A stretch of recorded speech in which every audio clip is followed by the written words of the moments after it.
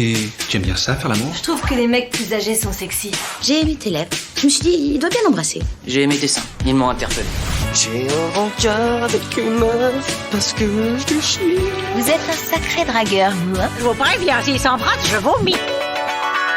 Kiss. Hello à toutes et à tous et bienvenue dans ce nouvel épisode de Kiss le podcast en direct de Dublin, animé par moi-même Céleste Sarah, et je suis rejointe aujourd'hui par ma co-host et collègue Tamara. Merci pour les retours que vous avez faits sur notre premier épisode ensemble. Aujourd'hui, on va partager nos réflexions et questionnements sur un sujet auquel personne n'échappe, vieillir. Vieillir quand on a une femme, c'est pas toujours évident entre les injonctions à la beauté, à la perfection, à la jeunesse éternelle, le fait de devoir faire des enfants, se marier, trouver l'homme parfait tout en restant ultra bonne. C'est parfois compliqué de ne pas déprimer. On vous partage aujourd'hui nos points de vue personnels. Coucou Tamara, comment ça va? Hello Sarah, ça va bien et toi? Ça va super. Moi, j'ai encore du soleil là ici. Donc, je suis contente. Ça va, du soleil. On s'entend, hein. Dans 30 minutes, c'est fini. Ouais, dans 30 ans, dans 30 ans, il fera... Dans 30 ans, dans 30 secondes, il fera nuit et voilà quoi. Mais pour l'instant, je suis contente. Il est 1 heure plus tôt que chez vous. Alors, aujourd'hui, on parle d'un sujet un peu, comment dire, touchy, mais qui nous concerne toutes et tous, hein, parce qu'on vieillit toutes et tous, mais avoir confiance en soi, garder confiance en soi tout en vieillissant, c'est un sujet un peu problématique. On a abordé le sujet, toi et moi, lors de 2 événements. La première chose, c'est les fiançailles de Kourtney Kardashian qui, à 42 ans, a décidé d'accepter de se marier alors qu'elle a refusé littéralement pendant toute sa relation avec son ex-conjoint Scott Disick, qui est aussi le père de ses enfants. Ce n'était pas du tout une option pour elle. Et du coup, ça fait un peu se dire qu'il n'y a pas d'âge. Il n'y a pas d'âge pour se marier, mais en même temps, c'est une star. Et est-ce que ça reflète la réalité du monde d'aujourd'hui? Et puis, un autre événement, c'est la sortie du film Eiffel. On abordera ça un petit peu plus tard dans l'émission. Donc, pour celles et ceux qui nous écoutent, à toute fin utile, on ne va pas parler d'agisme aujourd'hui parce que l'agisme, ça regroupe toutes les formes de discrimination, de ségrégation et de mépris fondés sur l'âge. Donc, ce n'est pas vraiment ça. Néanmoins, en tant que femme, c'est parfois difficile de se projeter plus tard, passer 40 ans, parce que toutes les représentations qu'on a au travers et de la pop culture et du cinéma ou de l'art en général représentent quand même un idéal à atteindre. C'est plus que utopique, quoi. Je ne sais pas, qu'est-ce que tu en penses, Tamara? Oui, c'est sûr. Donc disons que pendant longtemps, déjà la femme a été réduite, si on peut ainsi dire, considérée uniquement au rang de moyen de procréation. Donc c'est un peu dégueulasse de le dire, mais dès 15 ans et jusqu'à 35 ans. Donc ok, je suis en dessous du seuil de la limite d'âge légal au niveau sexuel. Mais c'est vrai qu'au-delà de ça, la femme est elle est très sous-représentée. Et notamment dans les milieux dans lesquels enfin, que tu as énoncé. Mais c'est vrai qu'en fait, tu dois te créer ta propre représentation de c'est quoi moi à 40 ans ou à 50 ans, parce que bien sûr qu'il existe des role models comme ça, là, mais il faut les chercher parce que c'est pas ce qu'on nous met le plus sous la gueule, quoi. Non, c'est sûr. Et puis surtout, arrivé à un certain âge, si tu remplis pas les cases sociétales, pour ainsi dire, ton rôle en tant que femme dans cette société, il est comme pas achevé, il est comme pas terminé. Ouais. Tu manques de quelque chose. Il manque quelque chose. Ouais. Il y aura toujours quelqu'un pour te poser la question de pourquoi tu n'es pas mariée, ou pourquoi tu n'as pas d'enfants, ou pourquoi tu n'es pas à la maison en train de t'occuper de tes enfants, ou pourquoi tu n'es pas en train de travailler. Enfin, voilà, maintenant, je pense qu'on va vers une amélioration quand même, hein, mais ça prend du temps. Et puis, il y a quand même des vieilles habitudes et des vieux stéréotypes qui ont quand même la peau dure. Et puis, c'est hyper difficile de les briser. Je suis tombée l'autre jour sur une vidéo sur TikTok, parce que je passe beaucoup de temps sur TikTok. Là, j'ai pas honte de le dire, quoique peut-être un peu quand même, mais où c'était une femme d'une cinquantaine d'années, hyper belle, mais naturelle, quoi, mais hyper belle, qui dégageait un truc. Et en fait, elle faisait justement un speech où elle disait bah, moi, j'ai 50 ans, et puis les représentations que j'ai des femmes de mon âge au travers des réseaux sociaux, de la presse féminine, du cinéma, etc., c'est des Gillo et d'autres femmes qui ont toutes fait quelque chose, en tout cas, qui ont un coup de pouce Et qui ont amélioré leurs conditions de femmes matures. qui ont les moyens et le temps et l'argent, enfin tout moyen confondu, pour optimiser l'image qu'elle renvoie d'elle à plus de 50 ans. Et puis, elle parle de Jennifer Lopez, mais Jennifer Lopez, c'est l'exemple qui confirme la règle. Mais il y a Courtney Cox, Sharon Stone, Demi Moore, Madonna, Shakira qui est plus jeune, mais quand même, qui a l'air d'avoir... Shakira, elle a l'air d'avoir 25 ans, sérieux. C'est abusé. Donc... Ouais, mais elle cherche à se rajeunir constamment. Ouais. Mais après, moi, tu vois, je vais pas dire... Je vais pas blâmer parce que je suis en train de réfléchir à faire du Botox là, sur mon front, là. Et je te jure que là, on est en train on se parle par vidéo et je peux pas m'empêcher de voir cette ride-là qui est tout le temps là parce que je suis tout le temps fâchée, j'ai tout le temps les sourcils froncés. Mais, Non, mais là, tu es en train de parler d'une ride d'expression, oui. moins d'un trait de l'âge. Tu vois, on n'est pas sur des ridules de pas de doigts ou autre. Là, Ouais, mais tu vois, parce que j'en ai pas pour l'instant. Ouais. Parce que j'en ai pas pour l'instant. Et puis, honnêtement, j'aimerais... Je me rends compte que je suis brainwashée. Voilà. Je suis brainwashée, en fait, par tout ça. J'ai envie de ne pas l'être, mais je suis brainwashée. Quand je vois Jennifer Lopez ou Kourtney Kardashian qui a 40, elle a quoi, 42, 44 ans, un truc comme ça. 42 ans, je crois. J'ai l'air plus vieille qu'elle. J'ai même pas 30 ans. J'ai même pas 30 ans. Et du coup, c'est quand même...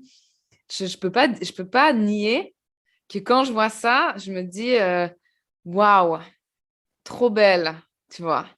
Je me dis pas... Bon, après, je me dis pas waouh, c'est trop... une image. Souvent, tu vois des images, au-delà du fait qu'elles aient été refaites et tout, elles sont aussi beaucoup retouchées. Donc, toutes les images auxquelles tu as accès via les réseaux sociaux, via les médias, etc., c'est des images qui ne sont pas représentatives de la réalité. Finalement, on essaye de nous faire comprendre et on essaye de nous faire croire que si on a des rides, c'est pas normal, que si on a une peau qui tire, c'est pas normal, si on a des cheveux blancs, c'est pas normal, qu'à tout âge, on peut être représenté de manière beaucoup plus jeune. Et tout ça, ça fausse, enfin, c'est une sorte d'inception dans notre inconscient pour nous dire ah bah putain, j'ai un cheveu blanc, ah non, mais ça va pas du tout, je vais appeler ma coiffeuse, il faut absolument qu'elle me refasse une teinture. Parce que je peux pas, aujourd'hui, moi j'ai 33 ans et je commence à avoir une pétée de cheveux blancs, bah, je peux pas me pointer au boulot du haut de mes 33 ans avec ces cheveux blancs parce que c'est pas de mon âge. Tu vois, Ouais. Mais tu vois, c'est là où il y a toute la dissonance cognitive, en fait, c'est de se dire, je sais très bien que je suis brainwashée. Je sais très bien que c'est tout à fait normal. Je sais très bien qu'avoir des cheveux blancs, avoir des rides d'expression, des ridules, de la cellulite, enfin, tous ces trucs, hein, de manière générale, on sait que c'est normal, mais on en veut quand même, et on sait que c'est fake ce qu'on voit. Mais en fait, tu as ce truc qui dit ouais, je sais que c'est faux, mais je m'en fous, quoi. Je veux quand même pas en avoir. Je veux quand même pas avoir de cheveux blancs. Je veux quand même pas avoir de rides. Et c'est là où c'est hyper difficile de lutter contre ses propres contradictions, quoi. Et ça, c'est un truc. Moi, j'aurai 30 ans là dans 2 mois. Tchou-tchou! Ça y est, je prends le nouveau train. Je fais partie de ces gens qui ont 30 ans. Je me réjouis. Je me suis toujours réjouie d'avoir 30 ans. Mais je me suis dit, pour mes 30 ans, je vais me payer le Botox là, pour la ride du lion et tout. Ça va être genre mon cadeau de moi à moi. Et ça fait hurler ma mère parce que pour elle, c'est de la chirurgie. C'est, Ouais, on c'est dirait, hyper invasif. on dirait C'est qu'on va hyper- me décoller la peau. Enfin, voilà, c'est pas du tout ça. Mais je sais pas si je vais le faire, mais j'y pense. T'en as envie. T'en as envie. J'en ai envie malgré le fait que j'ai envie de le faire et j'ai aussi envie de pas avoir envie. Mais l'envie de le faire reste plus forte que l'envie de pas avoir envie. Tu vois. Ouais. Donc, ça c'est encore. Il y a du chemin, quoi. Il y a du chemin. Il y a du Bon, chemin. après, je sais pas si, encore une fois, hein, c'est une histoire totalement de société et de ce qu'on attend de toi, mais c'est vrai que j'ai 33 ans, j'ai été mariée déjà, j'ai une petite fille, j'ai rempli déjà finalement certaines coches, Ouais. des choses qu'on attendait de moi au niveau de la société que j'ai rejetées, j'ai fini par rejeter, et de pas vouloir être là-dedans. Mais finalement, je ressens beaucoup moins cette pression de vieillir. Et j'en ai parlé avec plusieurs personnes autour de moi qui, à 30 ans, n'ont pas de partenaire de vie, n'ont pas d'enfants, n'ont même pas trouvé encore une carrière dans laquelle s'épanouir. Et il y a la sonnette d'alarme. Il y a, mais en fait, je suis représentée comment dans la société? Qu'est-ce que je vaux? Qui suis-je? Et en fait, chez les femmes, c'est d'autant plus, je ne sais pas comment l'expliquer, mais enfin, d'autant plus une tare d'arriver à cet âge-là et de se voir vieillir tout en n'ayant pas coché certaines cases. Donc, ouais. Ouais, c'est vrai que peut-être qu'il y a il y a une différence entre avoir déjà vécu certaines choses qu'on peut attendre de toi dans la société et du coup te dire, ah, mais en fait, moi, c'est bon, je suis passée par là et puis en fait, c'est pas plus mon truc que ça. Enfin, oui, être maman, c'est ton truc parce que, bah voilà, enfin, c'est pas un truc normalement auquel on renonce une fois que c'est là, tu vois. Non, mais par contre, tu peux renoncer au fait de t'approprier cette identité de mère parfaite. Parce que ça, c'est aussi le truc on te colle une étiquette du moment où t'es mère. T'es Il mère faut que avant tout aussi. exactement. Il y a que que tu sois ça. maman avant tout. De ça, tu peux te dissocier. Moi, j'ai fait carrément le choix de ne pas être cette mère-là, de ne pas être une mère au foyer, de ne pas être que une maman. Mais ça a été très impactant, finalement, psychologiquement, de devoir te détacher de ça, parce que finalement, les gens te jugent. La société te juge. Ouais, mais il en faut parce que ça donne du coup, ça ouvre la porte aussi à une autre manière d'être une adulte, une femme, une mère, une amante, une épouse, etc. Ça ouvre aussi la porte à certaines, à ça ouvre le spectre en fait, le champ des possibles parce que c'est ça qui manque. Parce que oui, il y a toujours eu des mères parce que ça fait partie de la vie. Donc, il y a toujours eu des mères, il y a toujours eu des femmes. Enfin, depuis très longtemps, il y a des femmes, des épouses. Il y a toujours eu des amantes. Et de plus en plus, il y a des femmes qui réussissent. Mais les femmes qui réussissent sont souvent dépeintes comme étant célibataires, aigries et mal baisées. Mais ça, c'est encore un autre sujet. Et ce qu'il faut, c'est élargir ce spectre, en fait, en disant, voilà, moi, j'ai tel âge, je ressemble à ça, qu'est-ce qui réussit autour de moi ou pas autour de moi, quelle représentation on me donne, vers quoi je peux m'identifier. Moi, j'ai X enfants, je suis femme au foyer, vers qui je peux m'identifier, sans que ce soit aussi une problématique aujourd'hui en disant... ça me dit que notre réunion se terminera dans 10 minutes. Surclassé, qu'est-ce qui se passe? Anyway, c'est le fait de pouvoir avoir des représentations qui sont autant diversifiés que ce qu'on est dans la société. Tu vois, c'est ça. C'est ça qui manque, en fait, c'est de pouvoir dire, bah voilà, il n'y a pas qu'un rôle modèle. Tu veux être maman au foyer, c'est très bien, tu as le droit. Voilà, c'est tout. Et que tu puisses ne pas l'être si tu as envie de ne pas l'être, que tu puisses avoir tes cheveux blancs si tu veux avoir tes cheveux blancs, que tu puisses avoir tes rides si tu veux avoir des rides, que tu puisses ne pas en avoir. Et voilà, et en fait, on est encore un peu fermé sur les représentations qu'on nous donne. Moi, j'ai envie de faire écouter un extrait qui est bien connu. J'ai reçu cet audio. J'ai reçu cet audio dans un groupe WhatsApp il y a des années en arrière. Et en fait, malheureusement, cet audio a tourné et tourné et tourné et tourné encore. Pendant des années, je l'ai reçu en fait comme des chaînes. Et puis tu sais, ça te dit, cet audio a été partagé de multiples reprises, tu vois, quand tu vois que ça fait le tour de la Terre, quoi. Et tu l'as certainement déjà entendu, donc je vais vous en passer un bout. Déjà sa situation d'être célibataire. J'ai pas besoin de l'analyser, j'ai besoin aussi d'entendre ce que disent les femmes en réalité quand il n'y a pas un journaliste pour les torturer ou un maître à penser pour leur faire dire autre chose qu'est-ce qu'elles ressentent profondément. Ce que j'entends moi systématiquement aujourd'hui chez les filles qui approchent de la trentaine, parce qu'à 20 ans elles sont très chiantes parce qu'elles pensent qu'elles ont toute la vie devant elles, mais à 30 ans elles voient que la durée de vie d'une femme est beaucoup plus courte que la durée de vie d'un homme, c'est ce qu'il faut dire. Un homme il peut se reproduire et il peut séduire comme Yves Montand, de l'âge de 16 ans à l'âge de 70 ans. Une femme, elle est très excitante de 15 ans à peine 30 ans. Après, si à 30 ans, elle ne s'est pas casée, elle a de gros problèmes. Elle risque de finir seule, elle a déjà eu un certain nombre de partenaires, elle est dévaluée sur le plan symbolique parce que trop de mecs l'ont baisée, et elle est moins excitante qu'avant, et elle a la concurrence des jeunes filles qui arrivent. Donc en fait, la durée de vie d'une femme est beaucoup plus courte. C'est pour ça que les femmes sont beaucoup plus réalistes dans le désir que nous.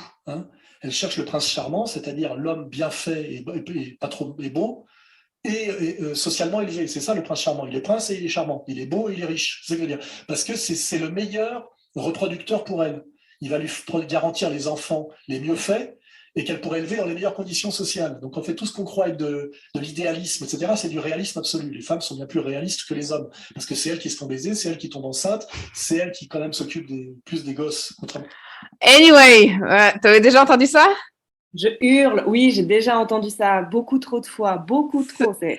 Ah non, ça va beaucoup plus loin après, quand il dit après elles ont 50 ans et puis elles vont faire des vacances de touristes sexuels en Afrique parce que, enfin bref, et ça part dans... Non, mais ce qui m'interpelle énormément dans son récit, c'est genre, la durée de vie d'une femme est plus courte, alors que statistiquement, on sait que les femmes vivent plus longtemps.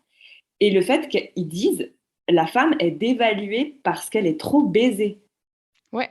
Donc, à partir de 30 ans, si tu n'as pas commencé à faire ta vie, soi-disant, donc selon ses dires, si tu n'es pas casé, tu as fait des gosses et tout, et que tu as eu trop de partenaires sexuels, et ça m'interpelle parce que récemment, j'ai vu ça sur les réseaux, il y a des vidéos qui tournent, notamment Marie Saint-Filtre, qui est allée dans la rue parler avec des hommes et des femmes pour leur demander combien de partenaires sexuels ils avaient eu, et qu'un homme dit « si elle a eu trop de partenaires sexuels, je ne la touche pas, parce qu'elle est sale ». Tu sais, moi j'aime trop dire... j'aime trop dire quand...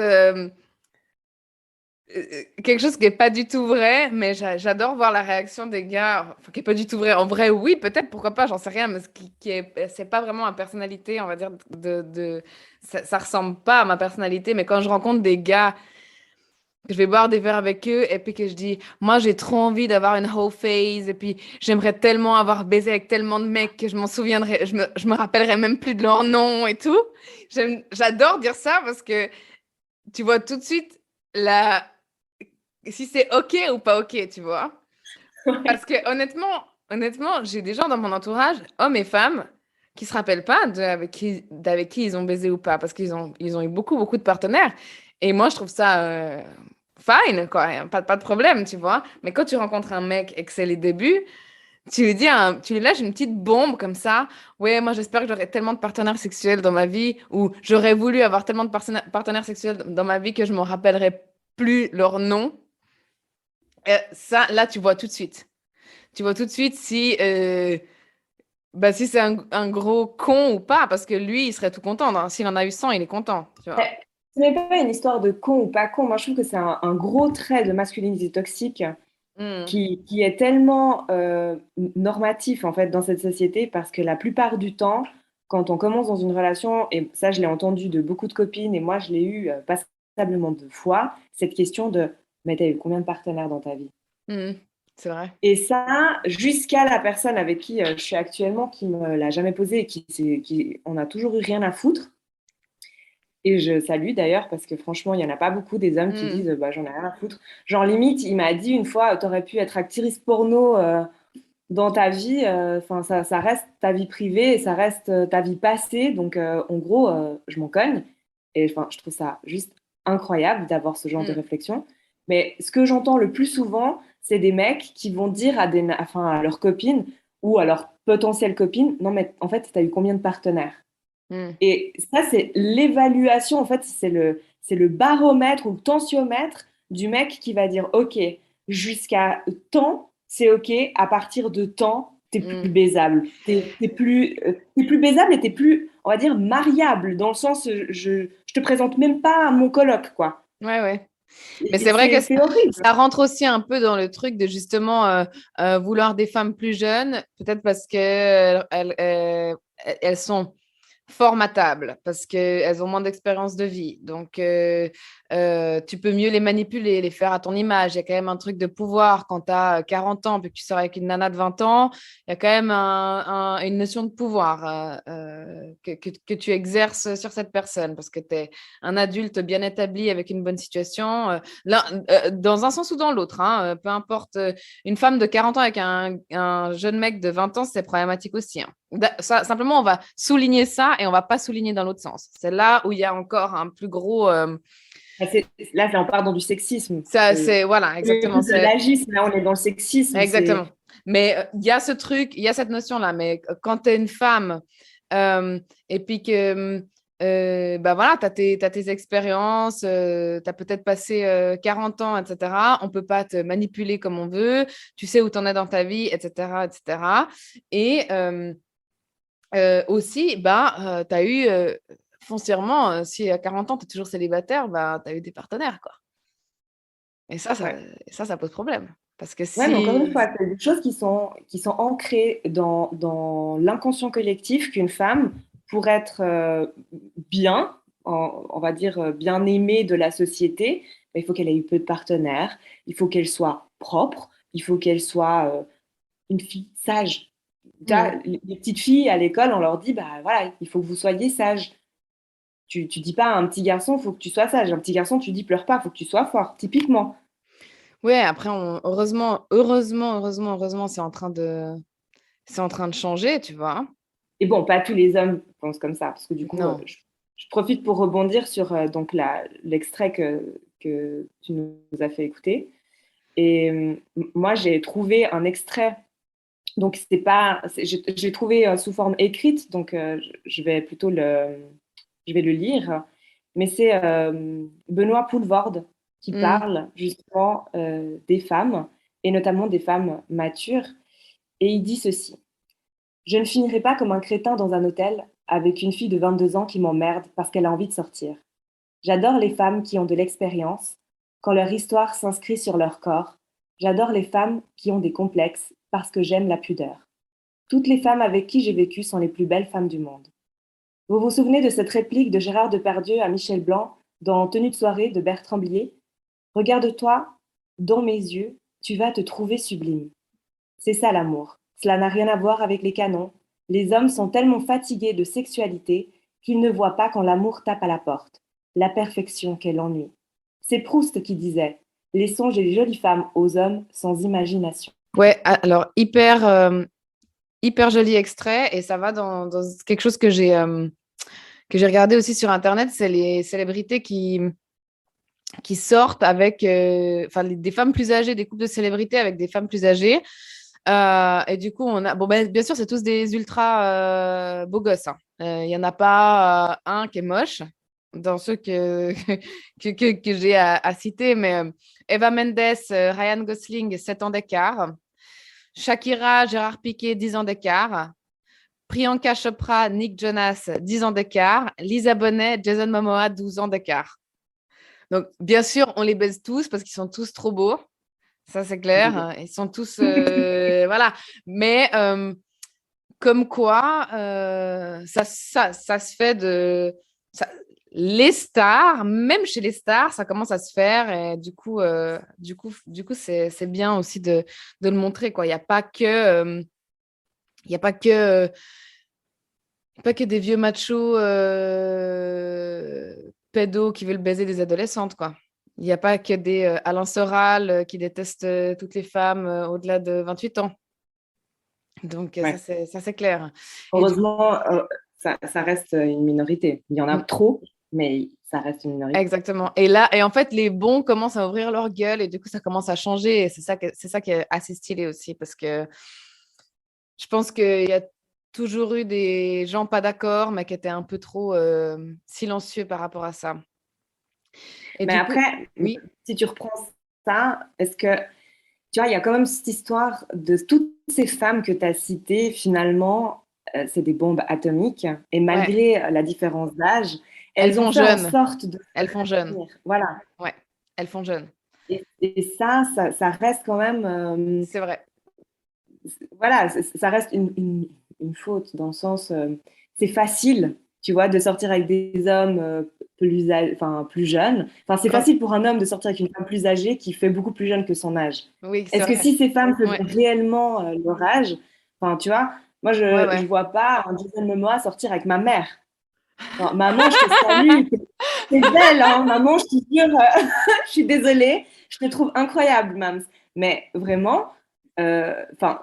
voilà, je la verrais pas du tout sortir avec un gars qui a même 10 ans de moins qu'elle. Et pourtant, pour son âge, qu'est-ce qu'elle est... Enfin, pour son âge, non. Ma mère, je la trouve... voilà, il faut arrêter de dire pour son âge. Ouais, c'est ça. Il faut arrêter. Mais en fait, tu vois, c'est tellement dans l'inconscient collectif. Je te dis, bah voilà, Sarah, t'as quel âge? Et tu me dis, bah j'ai 29 ans. Et je te dis, oh ouais, tu fais beaucoup plus jeune. Et là, tu vas me dire, ah merci. Merci, ouais, c'est ça. Non, c'est clair. C'est clair. Mais tout ça, c'est des défauts qu'on a, en fait... c'est hyper intégré, comme tu le dis, c'est dans l'inconscient collectif, on grandit avec tout ça et en fait, même quand tu t'en rends compte, après tu dois encore lutter contre le fait de t'en rendre compte, mais continuer de faire perdurer certains trucs, des fois c'est dur. Mais je suis tombée sur une étude assez intéressante. Donc en fait, c'est une clinique britannique donc à Manchester qui a fait une étude et qui a démontré que 52% des répondants ont affirmé que 39 ans était l'âge auquel les hommes perdaient leur pouvoir de séduction. Pire, 62% des femmes ont déclaré qu'elles n'aborderaient pas un homme qui aurait dans les 39-40 ans. Alors, il faut savoir que ce n'est pas une question de beauté. C'est parce qu'à 39-40 ans, quand tu as un homme de 39-40 ans, ça veut dire quoi? Ça veut dire qu'il a soit une femme, soit une ex-femme, soit des gamins, et tout ça, tu vois. Et c'est là, en fait... des pensions alimentaires à payer. Exactement. Donc, en fait, ça n'a rien à voir, la réponse de ces personnes-là n'a rien à voir avec l'esthétique ou le physique. De beauté. Non, c'est que des critères sociaux. De séduction. Exactement. Ouais. Et c'est les critères sociaux, en fait. Et du coup, c'est intéressant. C'est intéressant de voir qu'on n'est pas basé sur les mêmes... on n'est pas logé à la même enseigne. Néanmoins, voici le top 5 des signes qui prouvent qu'un homme... qui rend les hommes invisibles, on va dire, aux yeux des femmes, c'est les cheveux blancs, le double menton, la calvitie et la mauvaise dentition. Alors, il y a des trucs... les cheveux blancs, je ne suis pas d'accord. Moi, je ne suis pas d'accord non plus. Je suis pas d'accord non plus. Tu vois Georges Clooney avec des cheveux bruns, mais non, pas du tout. C'est plus non, pas du tout. Ouais, non, c'est clair. Mais bon, c'est sa marque de fabrique. Est-ce qu'on voit Sandro sans ses cheveux blancs? Non. Sandro, on salue Sandro avec des cheveux blancs. Sandro, il a ses cheveux poivre et sel et ça lui donne tout un charme. Donc non, moi je suis pas d'accord avec ça. Par contre, la calvitie, en fait, franchement, ça me rend hyper triste parce que je sais que les gars, ils y peuvent rien, tu vois. Ils y peuvent rien, qu'ils ont la calvitie. Mais si vous avez la calvitie, rasez-vous la tête, s'il vous plaît. Mais après, c'est une histoire, voilà, c'est génétique. Hein. La calvitie, on espère que dans votre famille, il n'y ait pas les gènes de la calve, mais c'est sûr Et voilà, que c'est si ça. Si vous l'avez, vous les l'avez, implants, mais rase, tu vois. Oh, mais rase ta tête, quoi. Tu vois ce que je veux dire? C'est garde. c'est pas très En fait, la petite couronne de moine là, c'est pas. ouais, c'est pas ce qu'il y a. Mais bon, c'est en fait, c'est pas une histoire de goût après. Là. Ouais, c'est une histoire de goût. Je suis sûre qu'il y a des femmes qui adorent ça. Mais c'est juste que tu veux y avoir des cheveux, je comprends. Mais en fait, d'un côté, mieux vaut pas en avoir qu'avoir la petite couronne. Là. Enfin, mais c'est mon avis personnel. Peut-être que quand j'aurai 50 ans, ça me dérangera plus, tu vois. Tu crois ça? Parce que tous les hommes de mon âge, ils auront, tu vois. Mais tu vois, il y a aussi un truc, je me suis fait la réflexion là quand je suis partie la semaine passée, j'étais dans les Pouilles en Italie. Et mon mec, il me fait une réflexion, il me dit, bah tu vois, on dit toujours que les hommes italiens, c'est des méga beaux gosses. Et bah, arrivé à un certain âge... Ils sont tous... c'est des poux, ouais. Mais c'est horrible parce que tu as vraiment cette idée de l'homme italien représenté et surreprésenté, surtout dans le milieu, je ne sais pas, médiatique, du cinéma et autres, comme un homme, un étalon, vraiment un extrêmement bel homme. Et là, donc, on débarque dans les Pouilles où la moyenne d'âge est relativement âgée, hein, franchement, moyenne 70 ans, hein, sérieux. Ah waouh, ok, ouais. Ouais, non, c'est vraiment, c'est une population très âgée. En dehors des personnes qui viennent en vacances et tout, franchement, la moyenne d'âge, elle est assez élevée. Et là, on regardait un peu les hommes, parce que c'est vrai que les femmes, même matures, elles gardent un peu ce peps, malgré des cheveux blancs, malgré des rides, pas forcément refaites, pas du tout, mais elles gardent quand même cette beauté méditerranéenne, etc. Par contre, les hommes, ils prennent une claque. Alors, je généralise, hein, mais plutôt petits, donc population plutôt petite, assez trapue comme ça. Et le bidon, comme tu disais, la tête de moine, la calve, les rides, et ce regard assez dur et fade. Enfin, franchement, ça m'a fait perdre foi en cette vision de l'étalon italien, en fait, tu vois. C'est tellement tout à fait normal. Ah oui. Mais c'est tellement... En fait, d'un côté, je me pose la question si les hommes, ils en souffrent pas aussi d'une certaine manière de cette discrimination de l'âge, parce que c'est vrai que les hommes on va dire 50 et plus, qu'on nous montre à la télé, dans les films et tout, c'est des ultra BG. Et puis, en fait, la réalité, c'est que les gars de 50, 60 ans, ils sont dégarnis, ils sont bedonnants, etc., etc. Donc, ils en souffrent moins dans la société parce que ils sont pas stigmatisés par rapport à ça. Ils sont pas stigmatisés par rapport à ça et on va pas... Il y a plein de choses qui rentrent pas en ligne de compte, mais si on parle que de l'esthétisme, la beauté et le physique, le paraître, si on parle que de ça, il y a pas beaucoup... Je connais pas beaucoup d'hommes de 50 ans qui ressemblent... Ouais, qui sont représentatifs de ce qu'on voit non. Dans les médias. Et en fait, mais on n'attend pas ça d'eux, en fait. C'est ça la différence. Tu vois? On n'attend pas d'un daron de 60 ans qui soit George Clooney, tu vois? On attend de lui que ce soit un daron et c'est tout, tu vois? Genre, c'est un vrai daron avec des schlaps, chaussettes, machin, et qui boit une binge, et tu as le stéréotype, l'archétype du daron dans la tête, et c'est totalement accepté. Et puis, en tant que femme, tu t'attends pas à ce que tu t'attends moins. T'es plus OK avec le fait que ton mec, il va pas être in shape pour toujours, tu vois. Ouais.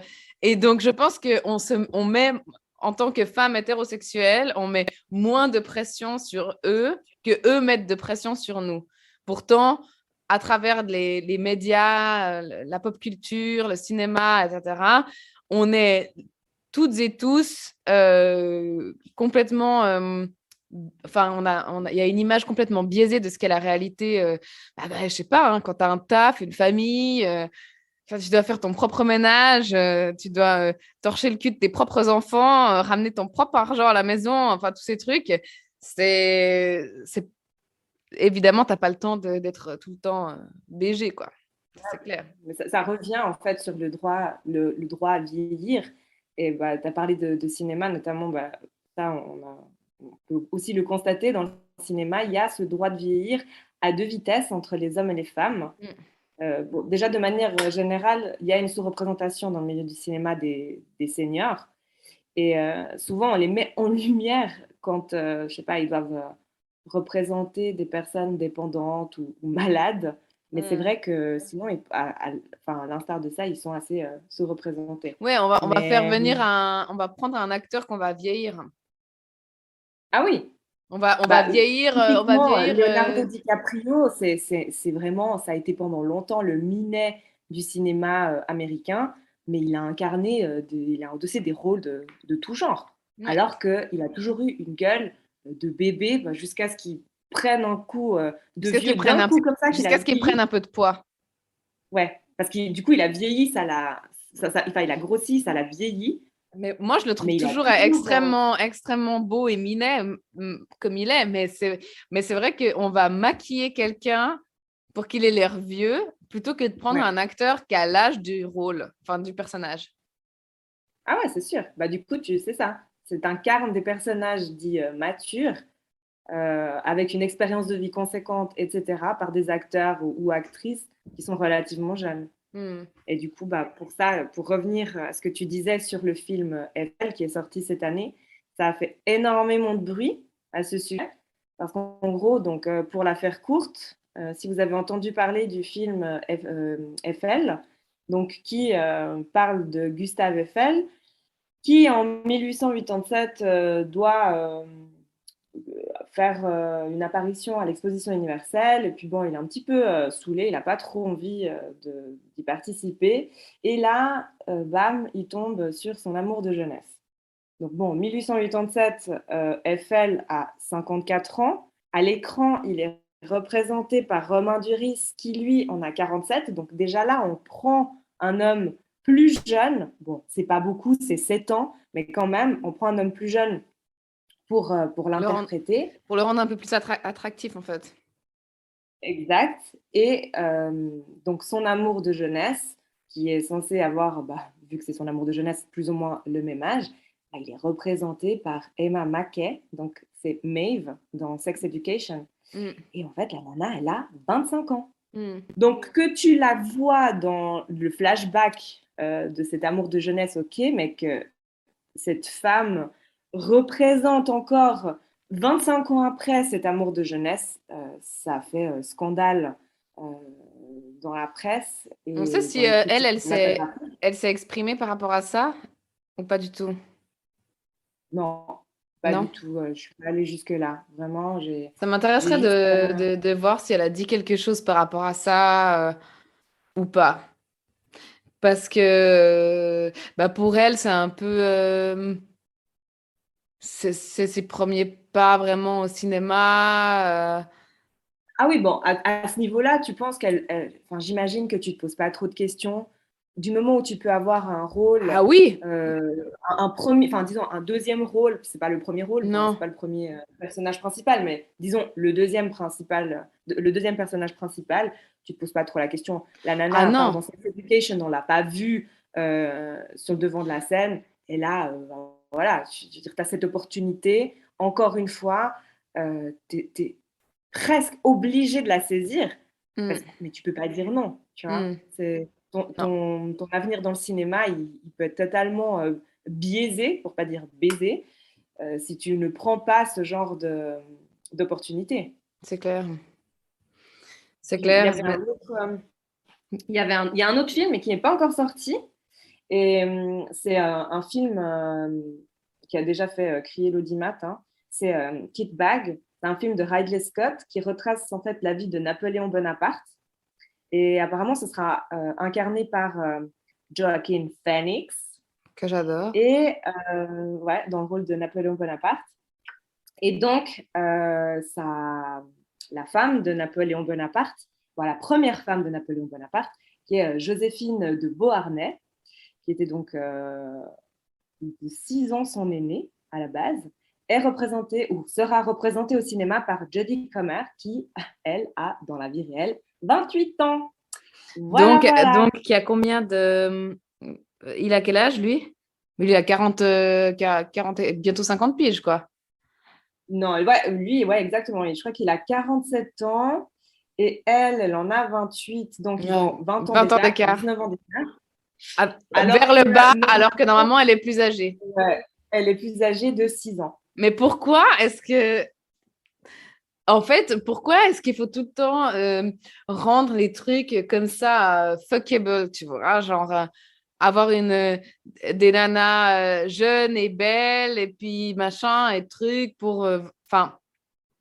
Parce que c'est sexy. Encore une fois, on revient sur la sexualisation du corps de la femme. Le corps de la femme jeune, c'est sexy, c'est attirant, c'est beau. On a envie de s'identifier. Tu n'as pas envie de t'identifier à une femme de 55 ans qui est ménopausée, qui a des rides, qui a des cheveux blancs, qui, entre guillemets, qui n'a plus un rôle à tenir vraiment dans la société. Elle ne peut plus procréer. Bah, en fait, tu as envie de t'identifier à elle quand c'est genre une méga badass, chef d'entreprise, hyper stylée et tout, tu vois. Mais il y a vraiment... Ouais. On fait... on dissocie en fait complètement, genre... Cette femme, le diable s'habille en Prada, par exemple. Oui, mais elle est diabolisée.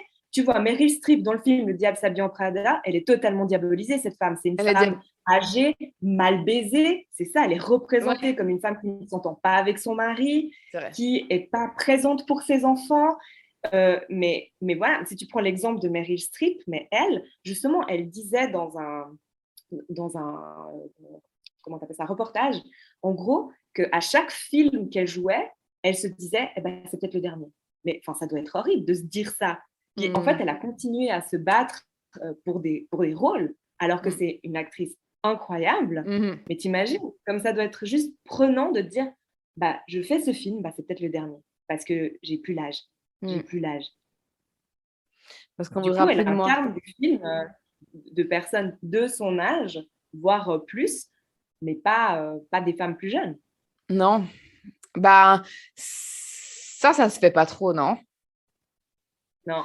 Ça se fait pas trop. Pour les femmes, j'ai pas trop vu en fait de femmes. En fait, ça se fait seulement quand il faut jouer des ados parce que c'est compliqué. Quand il faut jouer des ados puis que c'est des trucs avec de la drogue, du sexe, des machins, c'est souvent des personnes majeures. Quoique j'ai l'impression que de plus en plus, je sais pas. J'ai l'impression que toutes les séries, en tout cas, que je regardais quand j'étais ado, c'était des filles qui étaient supposées avoir 14 ans ou 16 ans, et puis qui, en fait, avaient déjà 22, 23 ans dans la vraie vie, quoi.